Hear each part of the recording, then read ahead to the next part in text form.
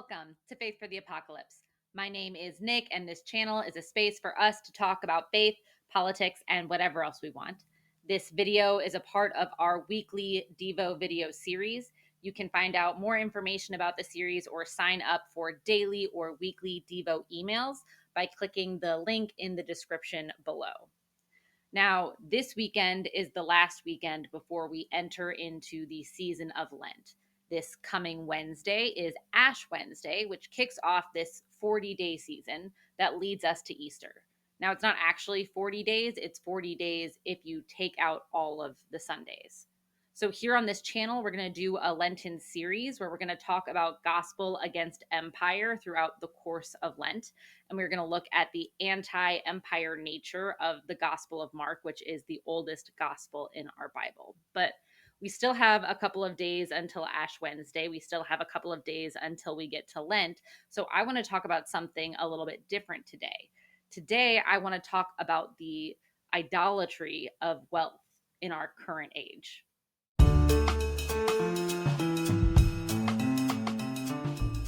Before we dig into a conversation about wealth and money, I think it's really important that we ground that work in our scripture and in our faith. I think far too often we keep conversations about our finances and about the economy separated from our conversations about our faith, our religion, what we believe, and what we practice. And when we do so, we're doing a great disservice because you see, the Bible talks about wealth and money a lot. In fact, there are over 2,350 verses that talk about wealth, money, and our use of it, far exceeding the number of verses that are talking about our kind of internal personal faith lives. So, as I go to look at scripture to talk about money, I have a lot of different passages to choose from, but today I have selected something from the Gospel of Matthew. So, today's scripture is Matthew 6:19 through 24. I'm reading from the CEB version, as I often do. Stop collecting treasures for your own benefit on earth, where moth and rust eat them, and where thieves break in and steal them. Instead, collect treasures for yourself in heaven, where moth and rust don't eat them, where thieves don't break in and steal them. Where your treasure is, there your heart will be also. The eye is the lamp of the body. Therefore, if your eye is healthy, your whole body will be full of light. But if your eye is bad, your whole body will be full of darkness. If then the light in you is darkness, how terrible that darkness will be. No one can serve two masters. Either you will hate the one and love the other, or you will be loyal to one and have contempt for the other. You cannot serve God and wealth. We live in a world that is completely oriented towards wealth, financial gain, financial power. We are living in a political system that is currently experiencing a coup where billionaire, powerful few are gaining power and manipulating and molding systems to their very will. We live in a world that is very clear about the God that it serves. And I think we need to be really clear in this moment about who we are and who our God is.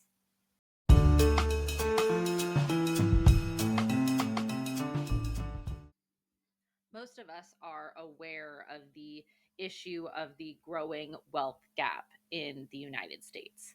I kind of think back in my own history, and I was in college in 2008 during the housing crisis. I graduated during the kind of Occupy movement that arose in response as we began talking really loudly about the 1% and this wealth that was kind of migrating its way to be in kind of one small percentage of our population.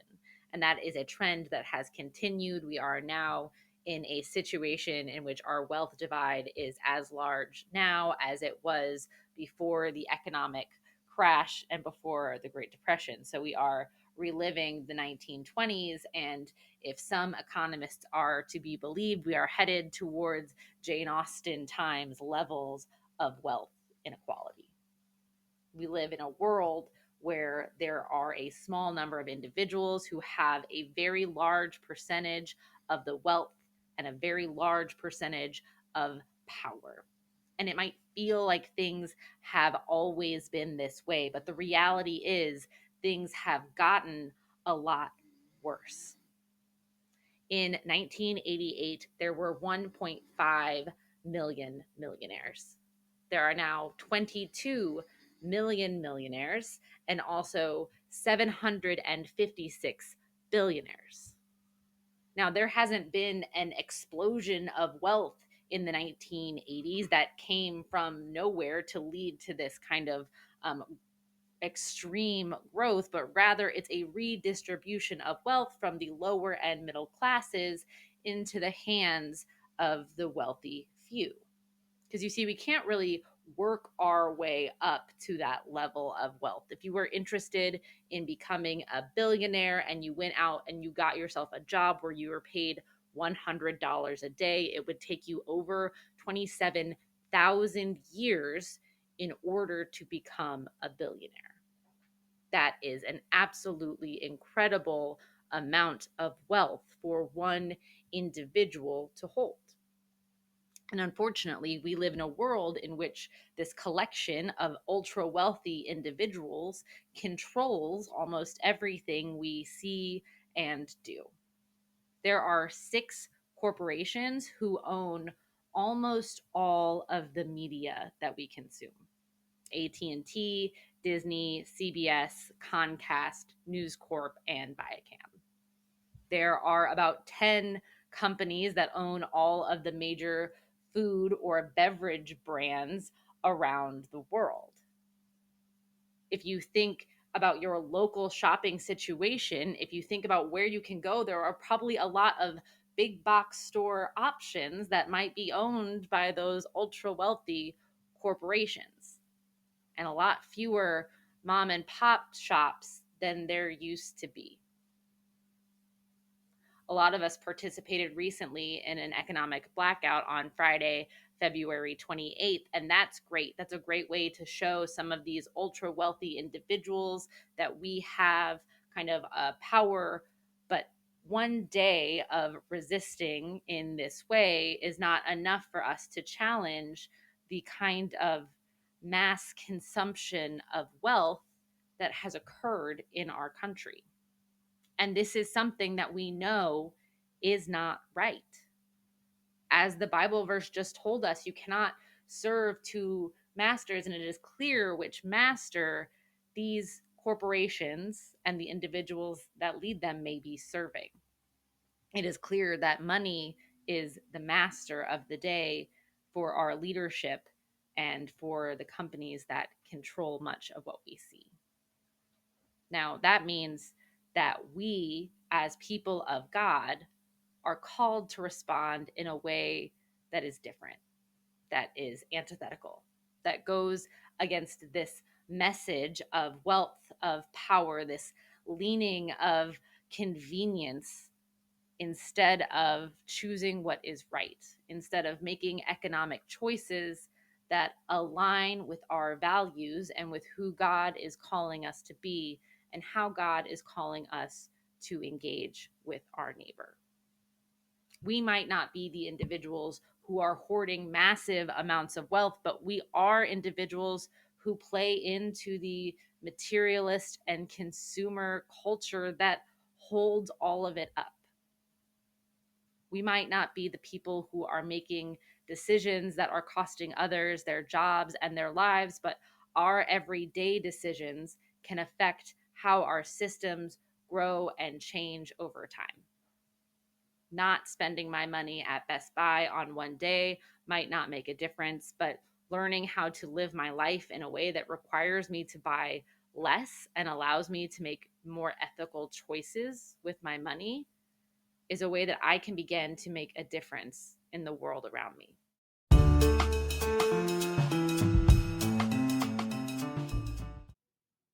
Now, it can get really easy to feel overwhelmed and trapped, especially the first time we kind of realize how restrictive capitalism has become for our freedom in a whole bunch of different ways. But we can begin to make small choices that over time will change the way that we orient ourselves to our money and our financial activity out in the world. And really, the truth is, we're all going to have to financially reorient ourselves in some way.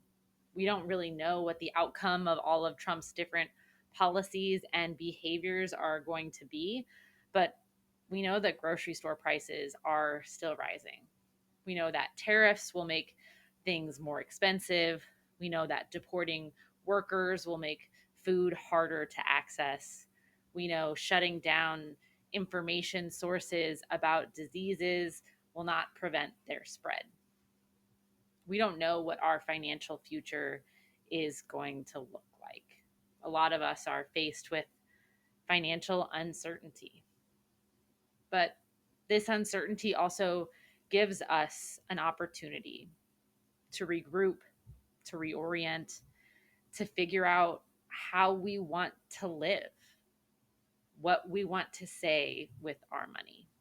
So I invite you that this year during Lent to put some thought into how your financial decisions reflect your faith and your values, and if there might be a new practice, a new habit, or something that you can let go of that will allow you to let go of that power of finance just a little bit, that will allow you space to reconnect with your neighbors, to reconnect with your God, to live out your values, and to be the person that you're called to be.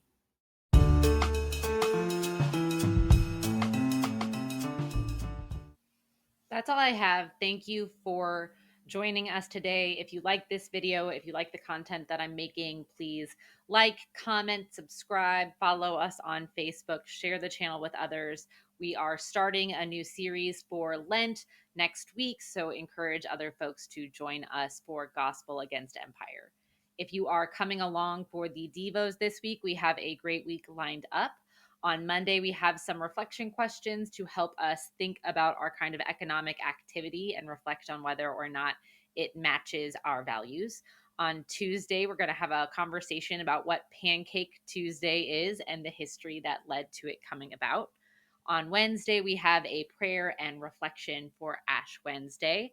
Before Thursday, moving on to a conversation of some social justice options for Lenten fasting or new Lenten spiritual practices. Finally, on Friday, we're going to do an exercise that will help us to find feelings of joy and comfort even when the world around us feels so chaotic. Thank you for being here with us this week. I will be praying for you, and I look forward to seeing you next week.